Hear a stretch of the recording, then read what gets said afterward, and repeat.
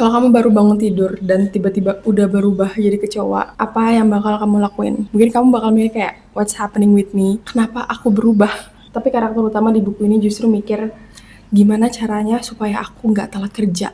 Let's talk about The Metamorphosis by Franz Kafka. Jadi ceritanya tentang Gregor Samsa, seorang traveling salesman yang pekerja keras banget. Hidupnya itu cuma buat kerja dan dia jadi tulang punggung keluarga, orang tuanya punya utang, dan adiknya juga masih berumur belasan tahun. Sampai suatu pagi dia bangun dan sadar tiba-tiba dia udah berubah jadi serangga. Tapi sebenarnya nggak dijelasin secara pasti serangga apa yang dimaksud sama Franz Kafka, tapi seringnya dianggap kecoa atau kumbang. Perubahan Gregor ini tuh bukan cuma fisik, tapi juga secara sosial dan emosional. Buku ini mengangkat tema alienasi atau keterasingan dan eksistensialisme. Kayak Gregor kan nggak bisa komunikasi lagi, dia juga kehilangan identitas dan harga diri, keluarganya juga malu punya dia. Intinya dia kehilangan tempat lah dalam masyarakat dan keluarganya sendiri. Gregor selama ini kerja tanpa henti buat keluarganya, bahkan dia tuh nggak pernah benar-benar hidup buat dirinya sendiri. Tapi setelah dia udah nggak berguna, setelah dia udah nggak bisa kerja, pengorbanannya itu kayak langsung gak berarti apa-apa. Bahkan adiknya Grete yang awalnya tuh berempati sama dia, lama-lama juga capek dan muak. Part yang paling sedih itu sebenarnya gimana Gregor